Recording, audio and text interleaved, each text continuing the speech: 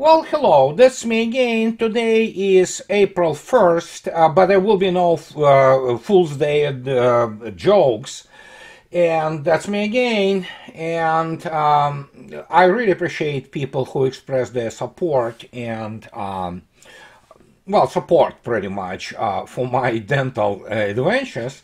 So, and if you will find my voice and my diction somewhat different, then yeah, this is the result of my temporaries. Those, shiny little things are temporaries, and I will probably have the ceramic and metal ones, which will be permanent fairly soon, within a month or so. So for now, I'm just getting used to completely different, state of my mouth, and it was necessary to be done because, just age and things of this nature. So anyhow, but let's not dwell on that. And yes, as I already stated, there will be no April 1st jokes. And let's start with what is really, how to put it, extremely and extraordinarily important in terms of basically Crocus-City terrorist act and general development of the special military operation. And we will start with a very remarkable Pavel Zarubin, who is the of a Russian public television guy called Russia television. Here he speaks to none other than Mr. Bortnikov, the director of FSB, who speaks about actually those attempts on the attack through the border. And of course, the border guards belong to FSB of Russia. They are part of this kind of what will be called national security apparatus. They also, together with the armed forces, which are Ministry of Defense, so bodyguards obviously also are armed forces, and they defend Russia from those penetrations. But this is a very interesting thing Mr. Bortnikov states here. He terms those people, especially those what you would call the Russian traitors, plain and simple. He uses the World War or Great Patriotic War term called Vlasovites, after the General Vlasov, who created, obviously with the help of, or rather it was the Hitler and his cabal, which created what is called the Russian Liberation Army. And this was the bunch of the Russians and Ukrainians, former POWs who fought for Nazi Germany. And now Mr. Bortnikov calls those people a Vlasovite. And so it is like, how to put it politely, it is a seal. It is the stamp on your forehead that you are a traitor, and you will be killed eventually. And that's what Mr. Bortnikov, being big honcho in FSB, tells, that we will pursue them until they all are, brought to justice or killed. And this is especially interesting in terms of other meeting with Mr. Zarubin, who spoke actually with the Prosecutor General of Russia. And Prosecutor General of Russia also delivered a rather stunning statement yesterday. He stated that we document everything for the actually tribunals which will be operating, about the war crimes in Donbass and in Ukraine, or rather former Ukraine. And he is talking about, and Zarubin asked him a question, what about those foreign guys? What about those intelligence people who are behind terrorist acts and killing of Russians? And Prosecutor General says a very stunning thing. He said, for now we cannot put them, for now, he specifically pointed this out. For now, we cannot put them onto the to be judged into the court of justice. But we documented everything, and they should know that one of the fundamental properties of the real justice is its inevitability. So they better make sure that they do not get around Russians anywhere, anytime soon. That means what? Russia will pursue their actually extradition. The same as it sent their the demand for extradition of the number of the high-ranking Ukrainian officials to Russia. And again, people say, oh, why would they do this? Obviously, they will never send, extradite them. Well, very simple. It is all about the forms must be obeyed until the final decision is made. Either those people will be brought to justice one way or another, or some of them will be judged in absentia, and they will be, well, if they will be, how to put it politely, sentenced to death, well, guess what? This will be carried out one way or another. And so people have to understand this. This, however, shouldn't confuse us in regards to this guy. He is not just Vlasovite, he is just a complete lowlife. His name, obviously, is Mr. Kuzminov.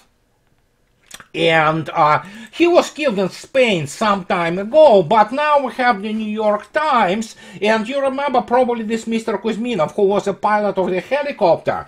He took with him two guys, two pilots also, who didn't know what was happening. So basically what was happened to them, those two pilots, Russian pilots who refused to surrender once he landed in Ukraine, they have been executed by Ukrainians, and, well, plain and simple, killed. By the way, one of the guys, one of the pilots who have been killed, has been killed during defection of this jerk, was a guy from Tajikistan. He was Tajik officer, a Russian citizen. So, well, guess what? And now we get those losers from the New York Times, which is a tabloid anyway, and look what they write. So, the man who killed Maxim Kuzminov in Spain wanted to send a message. This was obvious to investigators in Spain even before they discovered who he was. Not only did the killer shoot him 6 times in a parking garage in southern Spain, they ran over his body with their car.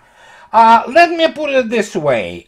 Those people who try to insinuate that it was FSB or SVR people who did this, let me put it this way. Those professionals don't shoot him 6 times and wouldn't run him over with the car. Those people are really professional and they know how to kill a person. And look what they come up with. They also left an important clue to their identity, according to the investigators. Shell casing from 9mm Makarov rounds, a standard ammunition of the former communist bloc. Yeah, that's a good, how to put it, generalization, because obviously you can buy a Makarov a 9mm handgun pretty much online. So yeah, and I'm pretty sure that the Russians do not use Makarov anymore. If you look attentively at what are the nowadays standard issue of the handguns in Russia, both FSB and Ministry of Defense, those are not Makarovs. There are still some Makarovs around, obviously,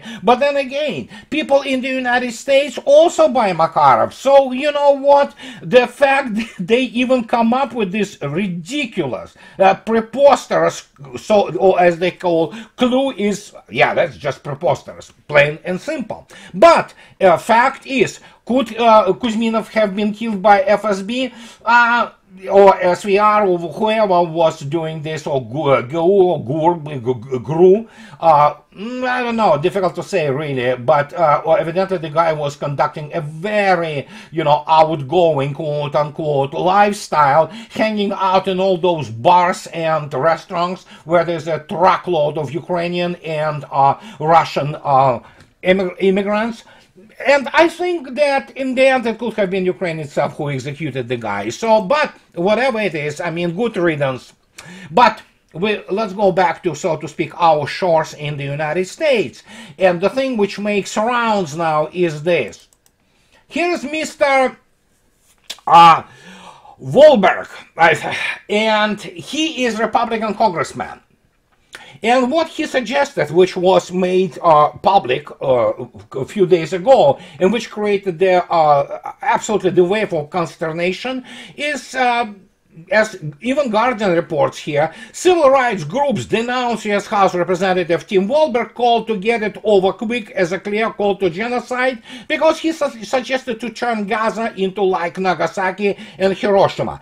If you don't know what who this guy is, I'll talk about this a little bit. But here, what Guardian reports: rather than provide humanitarian aid in Gaza, the EU should ensure it's subjected to nuclear bombing the way that Nagasaki and Hiroshima were at the end of the Second World War, a Republican congressman said in shocking remarks that were recorded recently at a gathering with a relatively small group of his constituents.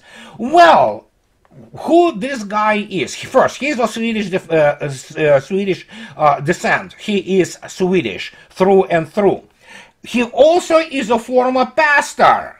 Yes, he also is a former pastor, and he graduated whatever the hell the name of this institute, Bible Institute, as his main educational background. And guess what? This Bible Institute is dispensationalist, and it is Christian Zionist. So, in a sense, he is not really a Christian pastor. So we're talking about the people who followers of the Schofield and Christian Zionism, which is not really, I mean, among evangelical so-called Christians. I mean, there's no much Christian in it at all. These are proselytizing fanatic people, and they still wait for their rapture. And you know what? I do not need to go here into their theology, but it is a complete, I mean, a complete insanity.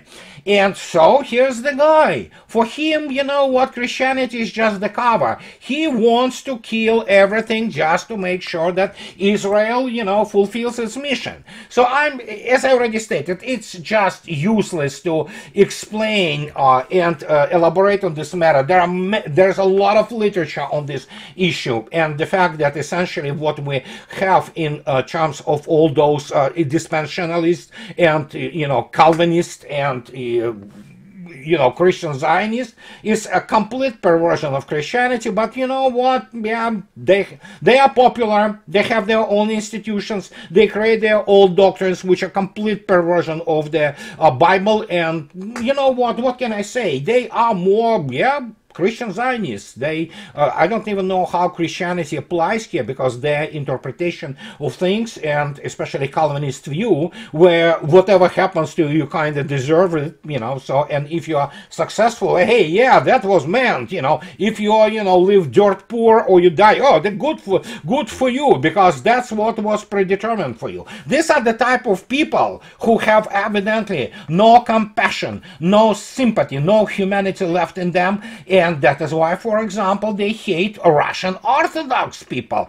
They hate Russian Orthodoxy. You know, well, they hate Catholics pretty much too, I'm sure. But that's the kind of people, you know, you have now as the representatives. And that is why it is so easy to, for example, AIPAC to control the Congress, which is in many respects, there's a bunch of Calvinists, there are a bunch of evangelicals who believe in this rapture garbage and, you know, whatever they believe in. And you know what? It all comes down to the Christian Zionism. So, and that's what we have now. We have people suggesting to basically obliterate hundreds of thousands of people.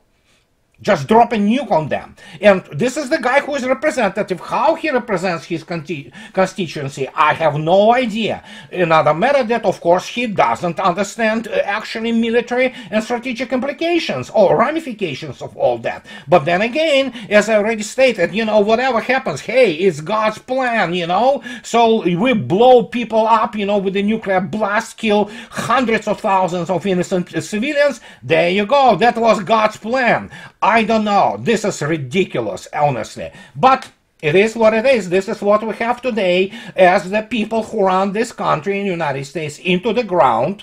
And they continue this with a great success, actually. And no matter how many people try to respond to what is happening, because and try to analyze and rationalize what is happening, their thing is clear. Those are ignoramuses. Those are fanatics. And you know what? As Alistair Crook today stated, a judge Napolitana, when you look attentively at the way they look at the world, they are stuck in the World War II doctrines. Those people have no clue what they're dealing with.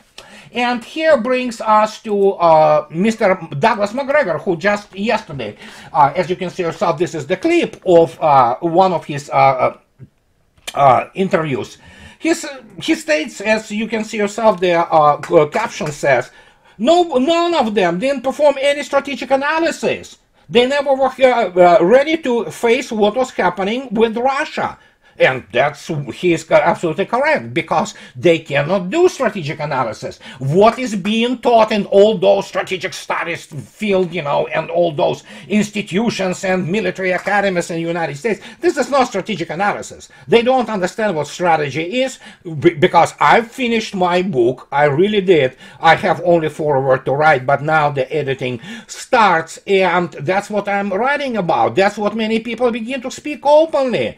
Those people have no clue what they're dealing militarily or economically with anything, because practically everything what they do, as the same Douglas McGregor states, they erected the empire of lies. They lie practically on everything. Economically, they say the economy is doing great. Well, everybody is becoming poorer. We have the homeless problem. We have National Guard now guarding the stations at the metro in New York, because obviously there are hate crimes against white population especially grow tremendously, robbing everywhere. It's just like, it's complete implosion of the society. Yet they talk about how great everything is being done. And obviously with the Easter, which was yesterday, and my, you know, just best wishes for you on that Western Easter. I don't remember when Russian Orthodox Easter will be. So we have, you know what we have? We have Transgender Visibility Day on the Easter. So that's the West. It's completely imploded culturally and socially, and it's post-Christian, it's post-moral. There are no morals anymore, and so this is what we are dealing with. That is why, for example, when Maria Zakharova had to respond to a couple of those wonderful quote-unquote representatives of the Western world as it exists today, especially when she stated, she responded to remarks by Paris mayor and Hidalgo. Moscow could potentially boycott certain French goods, Russia's foreign ministry spokeswoman warned on Sunday, after Paris mayor and Hidalgo said the Russians and Belarusian athletes were not welcome at the upcoming Olympics. And Zakharova answered that, do you think maybe we should pick up some French products that are now widely represented in Russia and announce that they will not be welcome? Maria Zakharova wrote on Sunday on her Telegram channel, and she actually, this is not an empty threat. Just to give you example, and one example. You see this news? This is, as you can see yourself, 2 days ago. In Kaluga, the production of Citroën cars was relaunched at one of the plants, and already made the first Russian assembled Citroën C5 Aircross crossovers will arrive at the dealerships. But you can order cars right now. Do you know how they were delivered to Russia before that? Through China. Now they are back. They are back in Russia. They want their Citroën to be produced there because Russians, well, you know what, they are solvable. They have money to pay for that, and they won't mind to buy a decent French car, which is not the case actually anymore with French, with its economy stagnating and, you know, their standard of living falling, and this is just the start for France. So you have those fanatics in Paris, in Élysée Palace, and, you know, people who are not fit to run anything. And yeah, we know Paris stinks with urine.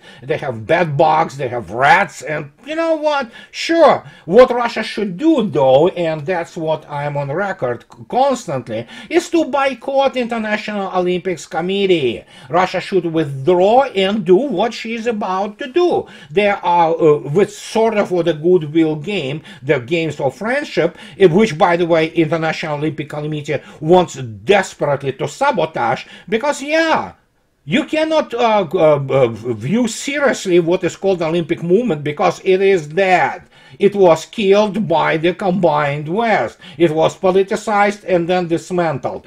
So Russia should boycott it. And yeah, I think so. The BRICS games eventually will emerge. That's the, so to speak, the a crucible, if you wish, for those games of the friendship games, which will be held in Russia. And athletes from all over the world are welcome.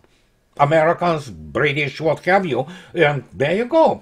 And as Peter Tolstoy responded, also the famous MP now, the great-great-grandson of Leo Tolstoy, when he was talking to the French television a few days back, and they say, oh, you don't like us French anymore. And his response was, to like you for what? You insult our country, you impose sanctions, you want to fight us, and we should love you, or just go basically screw yourself, you know. And this is how it's supposed to be. Those elites, they are insane, and they are actually, for example, when you talk about France, they are anti-French, they don't care about France. But the same goes from this clown, which is Mr. Kirby. I don't know, Mr. Kirby is not national security anything. The guy is a complete hack. How the hell he became the actually the admiral? It's just unbelievable.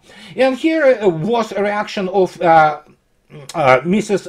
Zakharova when she responded to Mr. Kirby's comments when Russia stated that United States is behind, which is the case, behind all those terrorist acts. And that's what she responded when Mr. Kirby started to talk about that. He added that it reminds him of his uncle, a small farm owner in Florida. He used to say that the best manure salesmen often carry their samples in their mouths. Kirby said, Russian officials seems to be pretty good manure salesmen. Well, Zakharova answered to this low-class, low-life, well, a-hole. We don't have such probes in Russia because they carry manure in their mouth over the ocean, and not here, Russian Foreign Ministry spokesperson woman Maria Zakharova responded in a social media post. This explains why the expression to wash one mouth out with soap is so popular in the US. So basically, those bunch of losers, they resort to simple insults. I mean, they know they lost. Everybody who is anybody understands, especially the Russians basically fighting now in Chasiv Yar and taking one village after another. Every day there's taking some, you know, hamlets or villages, and yet another Abrams was destroyed, and it just, yeah, it's a slaughter there. And I'm not going to go even into the statistics of it, but their front is crumbling, clearly. And that is why they're so desperate, you know, with just coming up with all kinds of the insults of Russia and Russian people. And what can I say? If you don't have class, you know what, you never had it. You cannot buy it. And that's the fundamental thing which needs to be understood, because Al-Mayadeen, it's a Lebanese, very popular media, they spoke about this. They did it on 25 March, a week ago. And that's what they say. Look at this, and their editorial, so to speak. Putin, a champion of the global south. Moscow defiance of Western elements, particularly the economic sanctions and the military aid to Ukraine, has not only set an example for other nations to follow, but also eroded the legitimacy of the West's ideological supremacy. And I would suggest you to read this whole piece, especially the conclusion of it is absolutely wonderful, and that is why they're resorting now to the cheap insults of Russia, Russian people, Russian president. Yeah, that's the thing they have, you know, as Mr. Kirby would have with his uncle. He put the full mouth of manure, and that's pretty much, and starts spitting around. Again, you cannot explain to those people their time is up. Well, they sense it. Some of them even know it.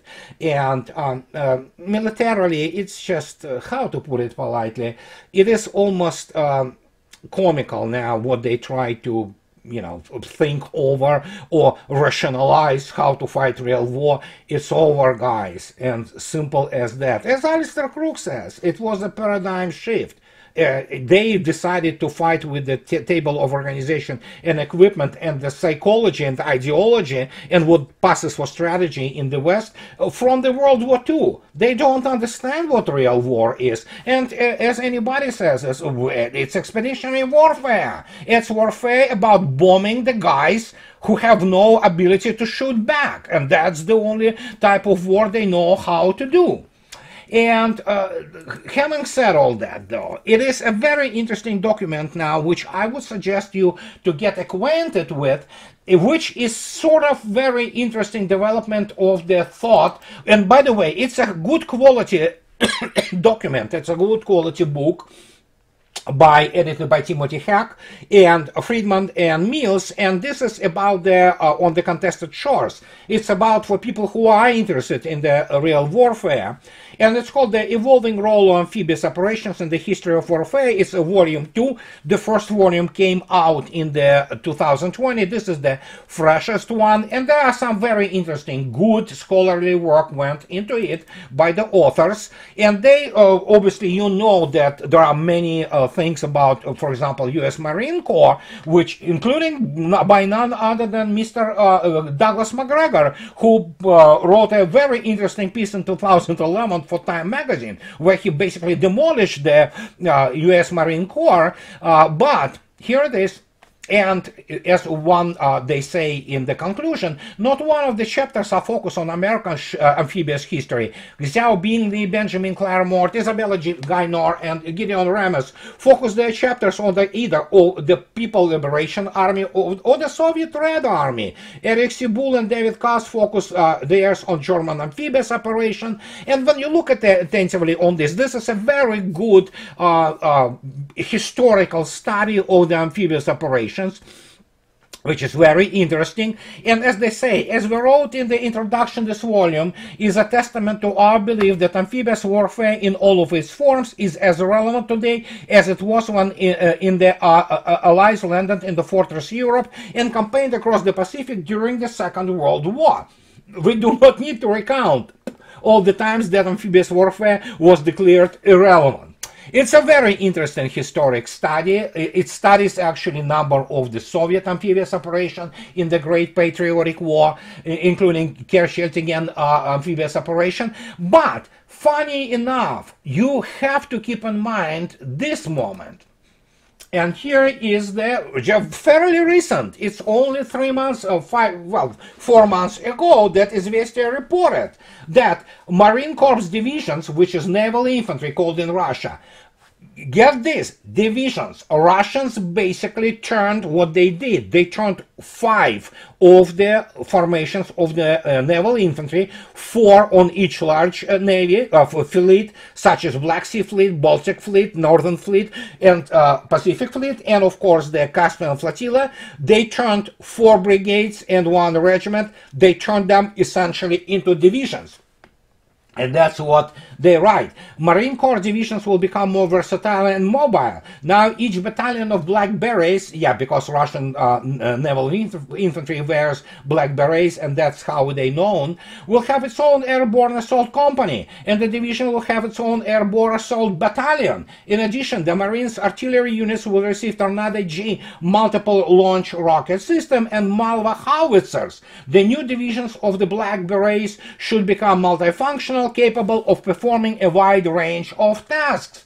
And of course, the development of the organizational and staff structure of the newly formed divisions of the Marine Corps has been completed. Sources in the Russian Defense Ministry told Izvestia the new formations of the Black Berets should become multifunctional, capable of performing various tasks.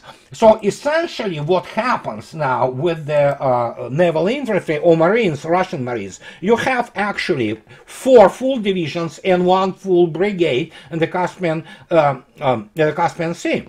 Guess what it means? It's a whole naval infantry army. So, and this is very much goes into parallel with this study for the U.S. Marine Corps and amphibious operations.